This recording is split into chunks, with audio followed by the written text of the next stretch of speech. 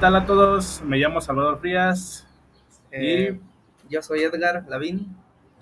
bueno, en esta ocasión vamos a hablar sobre un tema que muy pocas veces se ha tocado. Bueno, al menos en mi experiencia no he visto algo que se hable a más detalle sobre los autorregistros. No sé si tú has tenido alguna experiencia respecto a ese tema. ¿Has visto en algún lugar? Sí, no, a lo mejor no es el tipo de contenido, ¿verdad?, que se suele difundir mucho. Em, es justamente lo que buscamos, hablar un poquito de este tema. Em, Quizá para aquellas personas que en algún punto de su vida se estén planteando el asistir o el iniciar un proceso psicoterapéutico, bueno, pues esperamos y les sea útil esta información. Ok, sí, prácticamente tiene que ver con la conducta humana, ¿no? A nivel general. Un autorregistro justamente va tirado a eso, ¿no? Vamos a empezar por ahí, para entender eh, por partes. Primero, ¿qué sería un autorregistro, Edgar? Sí, pues un autorregistro básicamente es como una herramienta que nos va a permitir recabar información específica y detallada sobre los comportamientos que se consideran problemáticos, ¿verdad? En el caso de los usuarios, es decir, es un formato en donde el paciente pues va registrando, ¿no? De ahí su nombre, eh, cada comportamiento que él considera problemático. Esto se puede hacer tanto dentro de consultorio como fuera de. Normalmente o mayoritariamente se deja ver como pues en esta parte, ¿no? Como fuera de consultorio, pero también vamos a ver que se puede llegar a dar ahí mismo. Ok. Sí. Sí, porque en terapia de conducta, que es lo que practicamos, ¿verdad? Nosotros en consulta, prácticamente la conducta es el agente principal, tanto problemático como terapéutico. Es decir, lo que vamos a conocer y a modificar va a ser las conductas problemáticas o las tendencias de comportarse que a la persona ya le causan un malestar en su vida, ¿no? Así es. Pero también, al mismo tiempo, va a ser el agente terapéutico, es decir, el mismo comportamiento que se va a corregir debe de llevar a un resultado o una valoración pues beneficiosa, ¿no? Para la persona a nivel clínico y a nivel social. Es decir, que ese comportamiento también, al verse modificado, le lleve a obtener lo que desea. Entonces, Así es. entendiendo que los autorregistros va tirado a eso, ¿no? A monitorear esas tendencias de comportarse de las personas. Ahora, ¿qué función tienen dentro de las sesiones de terapia? Sí, pues bueno, básicamente la función de los autorregistros es para evaluar, ¿verdad? El comportamiento y con qué está relacionado, es decir, qué factores pudieran estar causándolo y qué factores también pudieran estar manteniéndolo, ¿verdad? Es decir, tratamos de encontrar una relación, ¿no? Al momento en el que el paciente registra determinado comportamiento y de manera específica puede también registrar qué sucede antes o qué sucede después, ¿verdad? Entonces, esas relaciones con estos factores ambientales nos van a permitir pues encontrar, ¿verdad?, a qué está asociado estos comportamientos que se consideran problemáticos. Entonces, básicamente tiene esta función de evaluar, ¿verdad? O sea, recoger datos y darles un sentido para Así es. explicarles cómo está sucediendo el comportamiento de la persona, por qué y por qué lo sigue haciendo, ¿no? ¿Por qué no se han modificado? Okay. Exacto. Sí. Vale. Ahora, ya que sabemos, pues qué son y para qué sirven, eh, ¿qué beneficios tiene esto dentro de terapia? O sea, sabemos que tienen un objetivo, no nada más se hace por hacerse, Sí. ¿verdad? Pero, ¿cuáles serán los beneficios de hacer esto? Bueno, pues en primera es que facilita muchísimo esta parte de la evaluación. Ese es un gran beneficio porque normalmente en consultorio el terapeuta pues pregunta, ¿verdad? Indaga y ahí Sí. mismo el psicólogo pues va a lo mejor como encontrando estas relaciones, ¿verdad? Eh, a qué está asociado determinados comportamientos problemáticos del paciente. Pero también el beneficio que tienen es que nos permiten hacer un contraste durante todo el proceso, que ahorita hablaremos un poquito más acerca de esto, de que no solamente se aplican al inicio, ¿verdad? Sino que nos van permitiendo también ir recabando información en el inicio, durante y pues al final, ¿verdad? Del proceso, y vamos viendo con este contraste pues cómo se han ido pues mejorando, ¿verdad?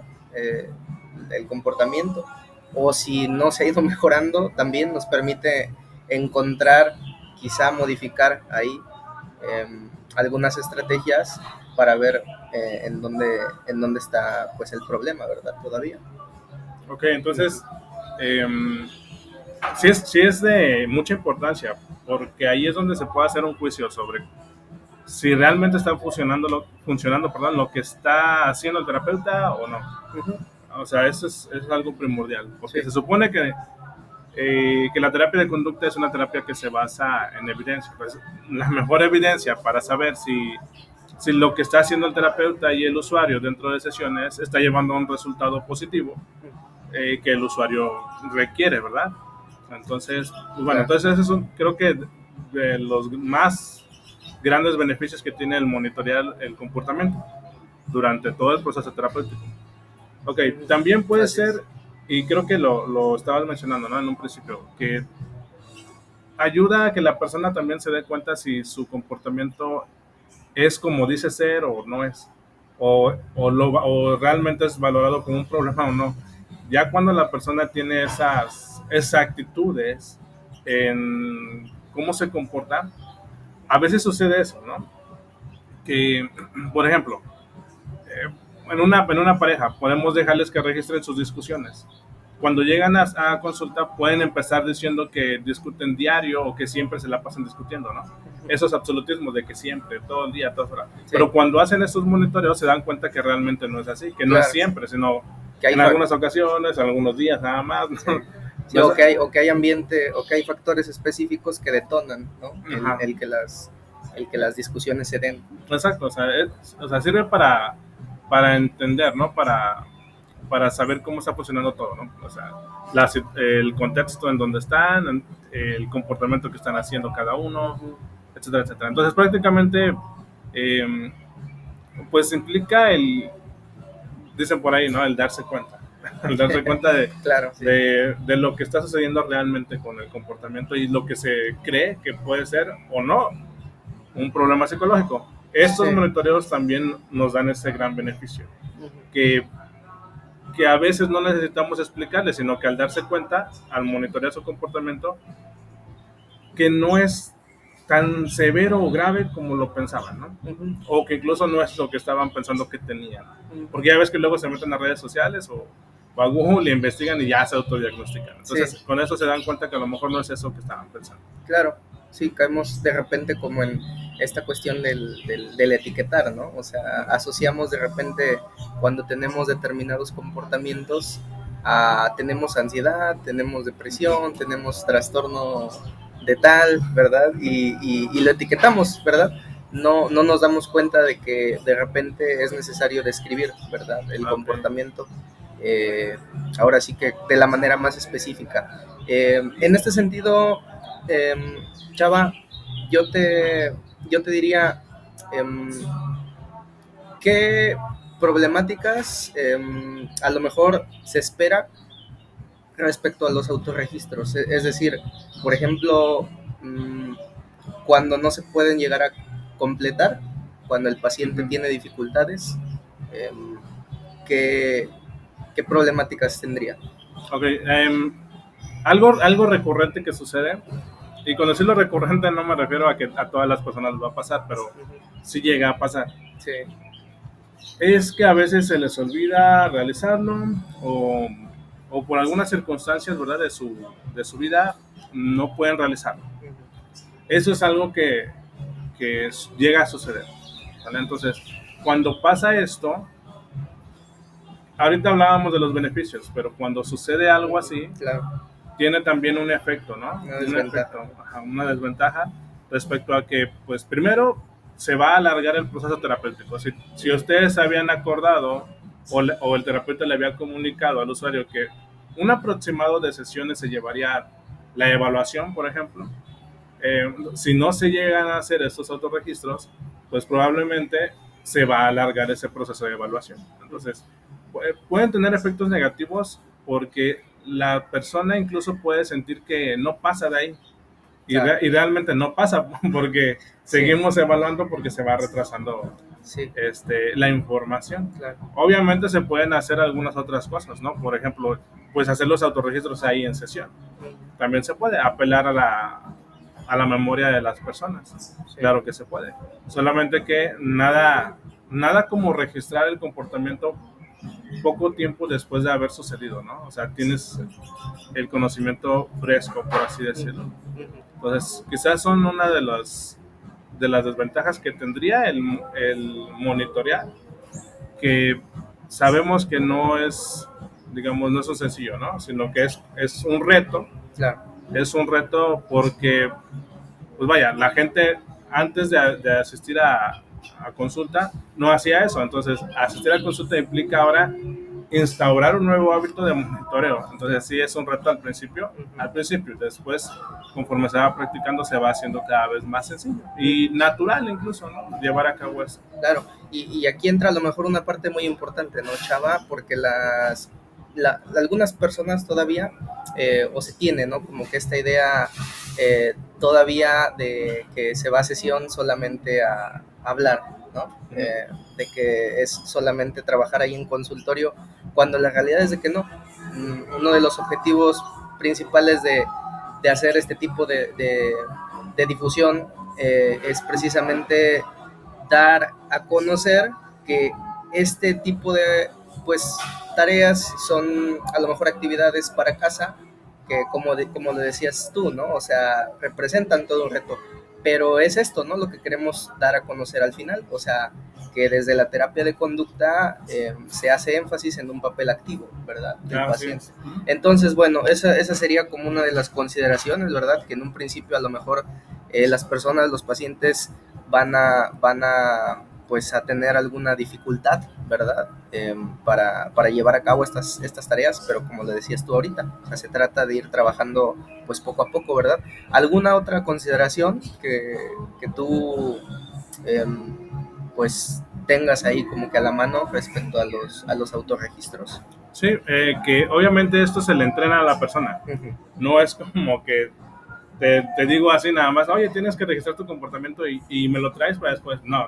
Te lo dejo, ¿no? Así. Exacto. Sí. No, sino que se le enseña primero en un formato, se le enseña, se le explica y ya después se practica en sesión para que ya lleve una pequeña experiencia para que ya pueda realizarlo en su casa, porque al final de cuentas, sí, se puede realizar ahí, pero lo más importante es realizarlo en su vida diaria, ¿no? En sus contextos en los cuales pues se despliega más sus actividades. Claro, en su contexto natural, ¿no? Sí, y también pues es como importante decirle, es lo que se recomienda, ¿verdad? Mayoritariamente que se haga en la medida de lo posible en el momento, ¿verdad? En el que sucede el comportamiento.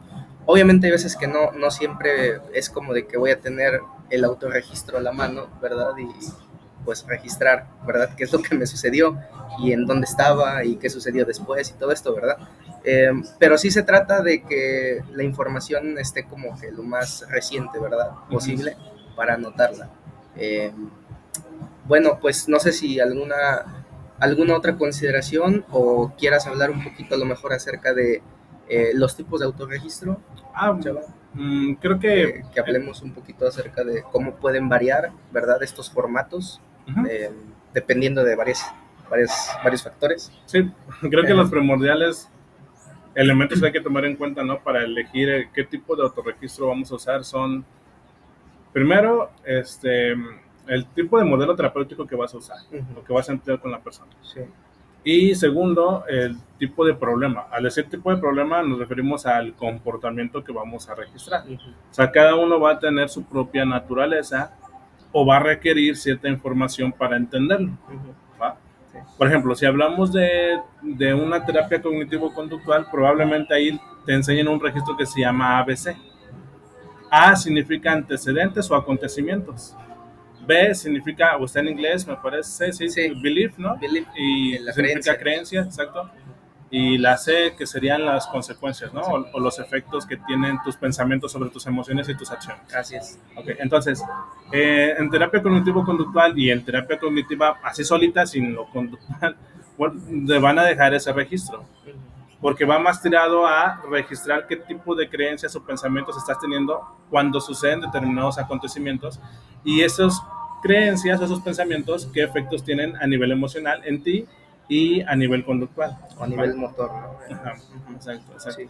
Entonces, dependiendo del tipo de modelo terapéutico, primero va a depender del autorregistro, ¿no? Si habláramos, por ejemplo, de una primera generación, a lo mejor sí te pondrían un modelo de ACC, ¿no? Que es acontecimiento, conducta, consecuencia, ¿no? O antecedente, conducta, consecuente. Sí. Que es muy similar, Es muy similar. al ABC, Sí. solamente que aquí, al decir en el apartado de conducta, se registra, si hablamos de una primera generación, sí sería más registrar las cuestiones observables, ¿no? O sea, lo que hace la persona. Sí. Ya en tercera generación, al hablar de primera, segunda y tercera generación, significa que es una evolución de la terapia comportamental, la terapia de conducta, ¿vale? Pues ya en la tercera generación, que son las terapias contextuales, probablemente ahí ya al decir conducta, no nada más sea lo que se puede ver que hace la persona o los pensamientos, ¿verdad? Si hablamos de TCC, sino aquí ya iría tomado en cuenta como todo eso, lo que hace la persona, lo que siente y lo que piensa, todo eso es conducta. Entonces, al decir conducta, o dejar, se engloba todo eso. Claro. No se especifica que nada más anotes tus pensamientos, no, sino Sí. todo lo que pasa en ese momento o toda la manera en la que respondes ante ese acontecimiento, ¿no? Sí. Entonces, primero eso, ¿no? Dependiendo del modelo terapéutico, Del modelo. es lo que te van el tipo de autorregistro que te van a dejar. Sí. Sí, No sé. Sí, no es lo mismo, por ejemplo, asistir, ¿verdad? Lo mencionabas tú, a lo mejor con un psicólogo que esté más centrado en esta parte de la cognición, a asistir con un psicólogo que a lo mejor se denomine más como contextual, ¿verdad? Y que emplee pues otro tipo de modelo, ¿verdad? Sí. Dependiendo de eso van a surgir estas diferencias, ¿verdad? En los formatos de los autorregistros. Otro factor, no sé si estés de acuerdo también, bueno, de hecho, si lo mencionabas, era justamente la naturaleza del problema, Ajá. ¿verdad? Ahí como que se tomaría en cuenta. Sí, hay a lo mejor como innumerables ejemplos, ¿verdad? No sé, se me ocurre ahorita quizá de las situaciones como más que más se dan, ¿verdad? Por ejemplo, en consulta, que son las conductas depresivas, por ejemplo. Si estamos hablando de una persona que le cuesta pues sentir como este nivel de disfrute, ¿verdad? Al hacer sus actividades, que se siente triste, que le cuesta a lo mejor salir con sus amigos, todas estas conductas depresivas, quizá estemos hablando de que a lo mejor en el autorregistro haya un apartado en donde justamente venga una casilla dedicada a que él registre a lo mejor qué nivel de satisfacción le está causando el que él se esté inmiscuyendo, ¿verdad? En este tipo de actividades. O a lo mejor también quizá otra casilla en donde se registre el nivel de esfuerzo que conlleva el estarse involucrando en algunas de estas actividades. No sé si a lo mejor quizá otro ejemplo sea una persona que fuma, chava, que tenga esta conducta problemática de fumar, ¿verdad? De consumo de tabaco, quizá convenga registrar en una casilla cuántos cigarrillos, ¿verdad? Al día, y a lo mejor también el nivel de deseo, ¿verdad? Relacionado a cada conducta, ¿verdad? De consumir. Estos son como que algunos ejemplos, ¿verdad? No sé si tú tengas otro por ahí, a lo mejor. A lo mejor, quizá los ejemplos se desprenderían de lo que pudiera comentar. Mm, el tipo de autorregistro, aparte de el modelo terapéutico que vas a usar, Ujú. también debemos de tomar en cuenta las características de la conducta o del comportamiento que vamos a registrar, Ujú. ¿no? En ese caso, si el comportamiento se presta más para medir el tiempo que se tarda, el tiempo que dura haciéndose el comportamiento, es decir, La duración, la ¿no? duración, exacto. Si vamos a medir la frecuencia, es decir, cuántas veces sucede ese comportamiento en un periodo de tiempo, si vamos a medir la intensidad de ese comportamiento, Sí, si vamos a medir cuánto tarda en responder la persona a partir de un acontecimiento. Aquí le llamamos latencia, pero latencia. explicamos para que se entienda un poquito eso, Sí. ¿verdad? Entonces, creo que debemos atender también a esas características para poder seleccionar el tipo de registro que vamos a emplear. Ujú. Si solamente hablamos, por ejemplo, de queremos registrar la frecuencia de fumar, pues a lo mejor nuestro autorregistro va a ir más tirado a medir eso, más que a cuánto tiempo tarda entre fumar uno y otro cigarrillo. Ujú. Claro. Y a esto nos referimos con que depende de la naturaleza del comportamiento, Uh-huh. y en ese sentido puede ir variando, ¿verdad? El formato. Así es. Por ejemplo, aquí tenemos algunos ejemplos en donde, bueno, no sé si se alcance a ver, si no ya después Lo colocamos ahí en el video. sí, les pasamos estas imágenes, pero si se fijan, son diferentes casos, ¿verdad? Por ejemplo, en esta casilla se anota el día y la hora, me parece. Aquí en esta casilla se anota la situación, el qué hago y el qué pasa después, y aquí en esta el nivel de malestar, ¿verdad? Pero vemos que en la siguiente a lo mejor ya no son tantas columnas, ¿verdad? Va variando en relación pues a la naturaleza de la problemática. Y de hecho, una a lo mejor como última consideración, ¿verdad? Es que hay veces que se tiene que apoyar de las llamadas redes de apoyo, ¿verdad? Por ejemplo, en la terapia para niño, ¿verdad? Cuando los pequeños presentan determinados comportamientos que se consideran problemáticos, pues son los padres, ¿verdad? Los que llevan a cabo pues estas tareas para casa, ¿verdad? Y ellos son los que pues directamente están registrando pues este tipo de comportamientos. Es decir, hay veces que el individuo, que es el que presenta el comportamiento que se considera problemático, no va a ser a lo mejor quizá del todo capaz, ¿verdad?, registrar su comportamiento. Entonces ahí es donde recurrimos a terceras personas que puedan facilitar, ¿verdad?, la tarea para este proceso. Sí, es algo muy importante que se nos estaba pasando. Sí.